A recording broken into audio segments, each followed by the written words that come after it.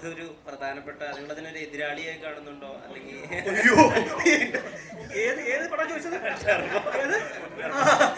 എഴുന്നേറ്റൊന്നും അല്ല, സീരിയസ്ലി നമ്മൾ പറഞ്ഞു വെച്ചാൽ നമ്മൾ സിനിമ റിലീസ് 24th നേരത്തെ പ്ലാൻ ചെയ്തതാണ്. 24ാം തീയതി എന്നുള്ളത് നേരത്തെ ഫിക്സ് ചെയ്തതാണ്. നമ്മൾ അങ്ങനെയാണ് മറ്റ് കമ്മിറ്റ്മെൻറ്റുകളെല്ലാം ചെയ്തതും. ടർബോ 13ാം തീയതി, ജൂൺ 13ാം തീയതി ആയിരുന്നു അനൗൺസ് ചെയ്തത്. അപ്പോൾ അതിന് 3 ആഴ്ച ഗ്യാപ്പ് ഉണ്ടല്ലോ, അതിനു മുമ്പ് നമുക്ക് വന്നു പോകാമല്ലോ എന്നുള്ള അർത്ഥത്തിലാണ്. അപ്പം അവർ 23ാം തീയതിക്ക് തിരിച്ച് ഇങ്ങോട്ട് മാറ്റിയപ്പോൾ ഞങ്ങൾക്ക് മാറാൻ വേറെ ഇടമില്ലാതായി പോയി.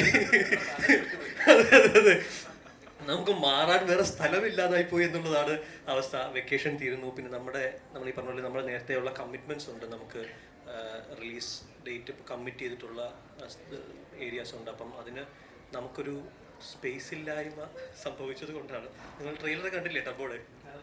അല്ലേ? എന്നിട്ട് ഈ ചോദ്യം ചോദിക്കണല്ലേ? അല്ല, ശരിക്കും അരുൺ പറഞ്ഞ പോലെ തന്നെയാണ്.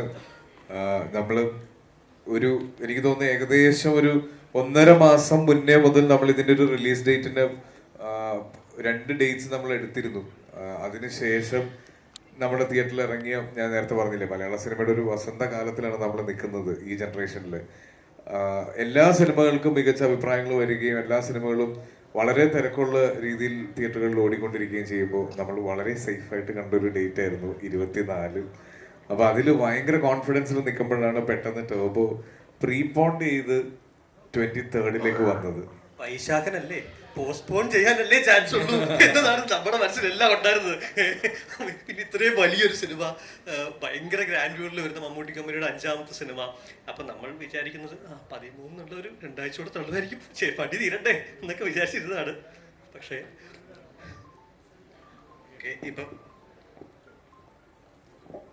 പറയരുത്. ഇപ്പം 24th എന്ന് പറയുന്നത് നമുക്ക് വെക്കേഷൻ തീരാൻ ഒരാഴ്ച കൂടി ഉണ്ടായിരുന്നെങ്കിൽ പോലും ഞങ്ങൾ ഒരാഴ്ച മാറ്റി വെക്കുമായിരുന്നു. കാരണം അത് മമ്മൂക്ക എന്ന് പറയുന്ന ആളോടുള്ള ആരാധനയും ഞങ്ങളുടെ റെസ്പെക്റ്റും പിന്നെ പേടിയുമാണ്. കാരണം അറിയാലോ, കൂടുതലൊന്നും പറയാൻ. സിനിമയുടെ വസന്തകാലം എന്ന് പറഞ്ഞാൽ തന്നെയാണ് മമ്മൂക്കയുടെയും ഏറ്റവും ഗോൾഡൻ പീരീഡിലൂടെയാണ് നമുക്ക് എന്ന ആക്ടർ. നമ്മൾ വളരെ ഹ്യൂജ് ഫാൻസ് ആയിട്ടുള്ള ആൾക്കാരാണ്. അപ്പം നമ്മളും അദ്ദേഹത്തിനെ വളരെ റെസ്പെക്റ്റോടെയും അല്ലെങ്കിൽ അദ്ദേഹത്തിൻ്റെ ഏറ്റവും എന്താ പറയുക, ഭയങ്കര വൈവിധ്യമാർന്ന ക്യാരക്ടറായിട്ട് ഭയങ്കര ഡിഫറെൻ്റ് ആയിട്ടുള്ള സിനിമകളുമായിട്ടാണ് മമ്മൂട്ടി കമ്പനി വരുന്നതും മമ്മൂക്ക വരുന്നതും. തീർച്ചയായിട്ടും അങ്ങനൊരു തരത്തിൽ നമ്മുടെ ആലോചനയിൽ വെക്കേഷൻ കഴിഞ്ഞ് 3ാം തീയതി മുതൽ സ്കൂൾ തുറക്കുന്നു, 5ാം തീയതി ഇലക്ഷൻ റിസൾട്ട് വരുന്നു, മഴ വരാൻ പോകുന്നു. അതുകൊണ്ട് ഒരു രീതിയിൽ ഞങ്ങൾക്ക് അങ്ങോട്ട് പുഷ് ചെയ്യാനായിട്ട് പറ്റാത്തതുകൊണ്ടാണ് നമ്മൾ 23rd ടർബോ എന്ന്. അത് കഴിഞ്ഞ് 24th നമ്മൾ റിലീസ്. അറിയാം, നമ്മൾ അത് വലിയ സ്കെയിലുള്ള സിനിമയാണ്.